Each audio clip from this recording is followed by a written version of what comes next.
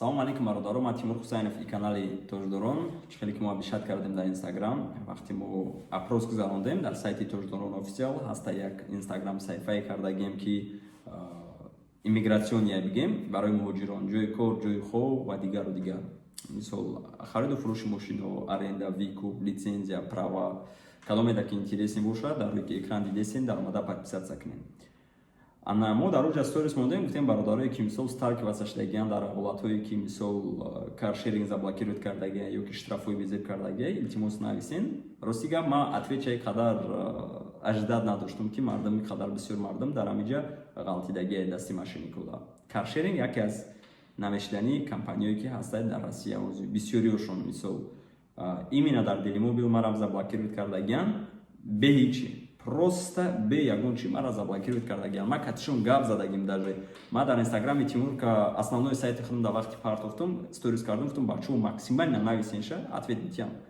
Мумкин ки бисёриятон ба ёдтон дорен, ба компанияи Делимобил ма да ответ дод дар Инстаграмам катишон гап задам, все равно результат нол шуд. Мара сайт ма разблокирует карда натунистам.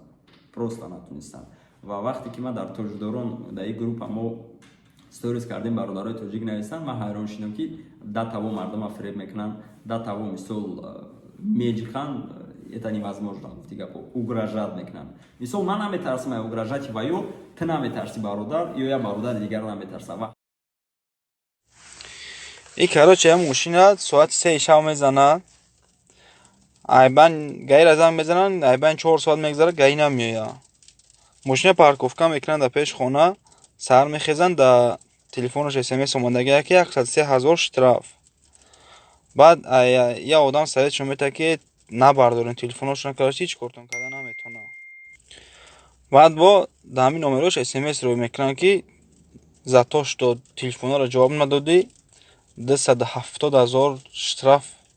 Ай болош короче ай болам 103,000 общая сумма 270,000 шудагия то что ки ту телефони моро ҷавоб наметӣ да ҳам хеле бо смс рӯй кардагиян. Баъд бо ӯ рӯз дар печи худам ҳами компания ҳамун каршеринг коргари ҳамо смс рӯй карданд ки ҳам хеле такой ном фамилияша нависдагиян. Короче тайёр шад ба қарибӣ дар дастҳо нарушник мезананд, рост аэропорт депортатсия. Чум чи гапа дига бовар кард. ҳастай бародарое ки мисол камтар фикри зиндагӣ мекунанд, мисол камтар намедонанд, бисёриҳошон метарсанд. ҳастанд бисёр бародарое ки мада нависдагиян акаҷон, Тимурҷон, брат, ҳамиҳо мара депортатсия намекунанд, ҳамин ягон чи намешавад. Ман ростии гап юрист нестам, лекин худо медонад результаташ чӣ мешавад. Барои ҳамин як хоҳиши бародарона аз бародарое ки мисол дар ҳамин хел положениё задагин именно дар каршеринг ягон пасти баланди шаки бидонен, обязательно дар комментария нависен, чтобы дигарҳо бахабар бошанд, мисол бохабар бошанд, набудашин бидонанд. Ман намегӯям ки шумо использовать накунед каршеринг, лекин просто эҳтиёт кунед, чунки бисёри бародарое ки нависанд мозимада мисол дар ҳамон Instagram вақти ответ доданд, ман тамошо кардам, яхелоша суратошона дидам, гӯш кардам мисол гапошона, ба мара бошад лучше использовать накунед. Ман хеле конкретный совет наметам ки бародаро партои каршеринг дигар чи накунед, чунки ман як видео дидам ба забони русӣ аз кадоме ки блог мебарад дар YouTube, кадоме ки YouTube дора, мисол ҳамхе группаҳо дора, мара мефаҳмам. Ман хостам яму видео яму бигирам дар хидмонам, дар уҷа авторский права доштай, мисол бе разрешения, бе чиз ман наметавонам. Барои ҳамин нарушад накунам гуфта видеои ман нагирифтам, лекин ози худам ба шумо мефаҳмам. Чихел ҳамин фаҳмидам ки дар Делимобил данниёи шумора, яъне сурати паспорт, права, сурате ки шумо селфи мегиред, паспорт, права, ҳама ёра ба ё мегиранд, сливат мекунанд. Мумкин ки каршеринг бохабар набошад, лекин ҳаста хакерое ки доступи ҳамин Делимобилро дорад. То есть ма гуфтаниям ки надёжный нест Делимобил, мустаҳкам нестай ки данниёи шуморо сохранит кунад, данниёи моро сохранит кунад. айноми шумо метавонанд аккаунт кунанд, айноми шумо метавонанд кредит бигиранд. ози доно бародарои пайдо мешаванд, ози мегӯянд чӣ хел мегӯям мо нарафта ва ё кредит мегиранд. бародаро асри 21 интернет пешравӣ шудестай. ҳастай моментое ки нахел дар ҷо чишта дар хона, дар офис ё ин ки дар даруни мошин заявка рой мекунӣ, кредит мегирӣ. Не обязательно ки ты браи ҳамуҷа вести. барои ҳаму правилно мефаҳмем. Мумкин ки ба паспортҳои тоҷикӣ наметиҳанд, лекин бисёр бародарое ки ҳастанд гражданство доранд, барои ҳамин эҳтиёт бошем. Ситуатсияро мефаҳмам, бародаре ки авария мекунад, тарафи дари пассажир мезанад, пачақ мешавад полним. Общий стоимост мумкин тай 40-50,000 соз шавад. дари мошинаи плюс минус ремонт хайна як 20,000 дига барои нарушенияш ай компания штрафш кунанд, но тай 300-400,000 штраф кардагиам. Бародаро аз барои Аллоҳ эҳтиёт бошем.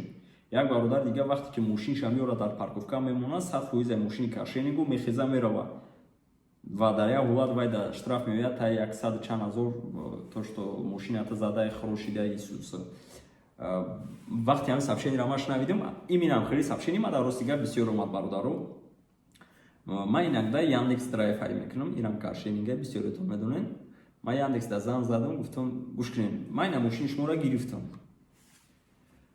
Каршенинги шумо кати рафтестам. Ман ба ҷои даркорӣ ма мерасам, мошина мемонам. Мошин 100% ма задагӣ нестам, харошидагӣ нестам, рафтагиам. Лекин баъдаи ма оли ҳеч ка ҳай накарда, ягон кас мегзара ё ки вақти парковка карда мошини шуморо мехороша. Ки виноватай? Нагла даром гуфт ты. Почему же? Гуфт охирон тай кардагӣ. Ман гуфтам чихе шумо доказат мекунед ки амира ма задагиам. Мега хай камерока нигоҳ мекунем, экспертон нигоҳ мекунем, исусу мегум вақте ки наёвен, мега хай ты, мегум хай чиба программатонда шумо функция намекунем ки мақсад баъдаи мошина ҳай карданам одам сурат бигира. Рости хеле според кардем, все равно ма ҷиқидам гап кати ки мисол хай ман накардам. Шуморам фикр кунед. Ма овардам мошина мондам. Гуфтам ты худат мошини ҳам компаниятона бигири каршенинг ай кунӣ, лекин ты накарда бошӣ чӣ хеле мешӣ? барои ма як хулосада омадам, я лайфхаки беҳтарин барои шумо фарқ надорад кадом компания даен шумо ё ки мошин аренда мегирен, таксидам мешай хема мето. Бародаро вақти мошин мегирен, пешай гирифтантон сурат бигирен, баъда гирифтантон сурат бигирен. Медонам ки o'zi бисёриятон iPhone дорен, Samsung дорен, уже дунё пешрафтагии техника. Барои ҳамин ба фикрам 5-6 та сурат ягон ҷои зиёд намегирад дар телефони шумо пешай кардан, пешай ҳай кардан ва баъдаи ҳай кардани мошин вақти шумо мошина парковка мекунед, ай чор тараф сурат бигирен, телефонҳои бақувват дорем бисёриятон. Сурат бигирен барои фоидаи худтон. Бовар кунед барои фоидаи худтон. Чунки мисол лози ман намегум ки ман ина қадар чиз ма дар мардум менависам, мардум мехоҳанд интересоваться кунанд. Ҳар як бародарое ки менависанд бовар кунед суратҳоро нишон медиҳанд, штрафҳоро талхакаф мешин. Представед кунед, ина бисёриёшон ама дар рӯи экран мемонем бинед, мисол дар давоми видео бо мебинед. Мисол як рӯз як бародар кати гап мезанем, ин хеле пеш буд. Мега рӯзи гап авария кардам. Пеш аз ан пашах кардам. Пеш бампер мумкин камака капот. Хай груба гаване мега ҳамун мумкин ака 100,000 шава. Мана мега тай 500,000 штраф кардам ки Volkswagen Polo 2019 ё 18. Мумкин ки 19 боша, 20 набуд. 20 кузови навай. Мошин 1 миллион места наместа комплектация хелиш катин, мумкин ки тай 800,000. Мана мега 500,000 штраф кардам. 400, 500, 400 чанд ҳазор такс меола чами. Мегум безеб ку хай хелиш мекунем. Мега ма пай ҳамаша мега қурал мекунем. Ҳамҷаш камака хай морам ёши Исусу чахчах кардем. Мега кама Тоҷикистон рафтам, мега гирехтам бу рафтам инҷа тинҷ гаштам мега. Хай мумкин ягон вақт мо Россия бирам мега, мумкин ягон гап шава, мумкин нашава. Ман намедонам гуфт. Ман хестам бирафтам Тоҷикистон. Барои ҳамин бародаро як хоҳиши дига бародарона ки мисол бародарое ки мисол ҳамин моментора дидагиен штраф кардагиан ё депортатсия кардагиан ягон таи шуморо худо нишонатия ягон корҳои судӣ шидагиай имина каршеринг штраф авария кати илтимос дар комментария бинависен штоби дигаро ай ҳамин хел моментор бохабар бошанд. Хулоса ман ба чӣ сабаб, ба чӣ маъно, ба чӣ фикр хоҳиш ҳамин видеоро кардам ки ба шуморо бирасонам бародаро. Использовать кардани каршеринг 50/50. Ман намегум тамоман ҳай накунем, ман намегум ки ҳай кунем. 50/50. Агар ки возможност дошта бошем таксикати бирен ё ки общественный транспорт дар кор неста нами каршеринг. Бовар кунед агар бародаро. Агар ки боварӣ дорен, агар ки уже хела гаштагиен, эҳтиёт кати ҳай кунем мешавад. Чунки дадрин минусаш ганда зиёда. Инаки чӣ хеле ки дидестем бародаро.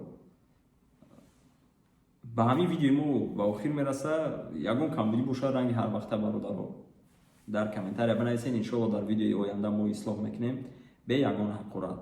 Агар ягон идеяи бақувват дошта бошед нашуд видео бинависен комментарияда. Иншоалло ки мо да маъқул шид мо иҷрош мекунем ё ки мисол видео мекунем, сёмка мекунем, мепартоем ба воситаи WhatsApp, Viber, Imo. Однако ясне ки ВКонтакте ё ин ки Instagram дори бародар мехоҳӣ камака кам боша дастгирӣ кунӣ ё ин ки ба бародарот ҳамин маълумота бирасонӣ, то видеоро гирифта копировать кардаро мумкинен пешравии мо боз бурга такрор мекунем ба дастгирии шумои бародаро. Шумо ки дастгирӣ мекунен моро мотиватсиямо зиёд меша, иншолло ҳаракат мекунем видеои хуб-хуба пешкаши шумо гардонем. Лайка фаромӯш накунен. Кадоме ки подписатсия кардаги неста, подписатсия кардаву колокольчик меган, шалакольчикша гирон кунен бародаро, мо хеле шод мешем. Аллоҳ нигаҳбонтон то боздид. Ассалому алайкум ва раҳматуллоҳ.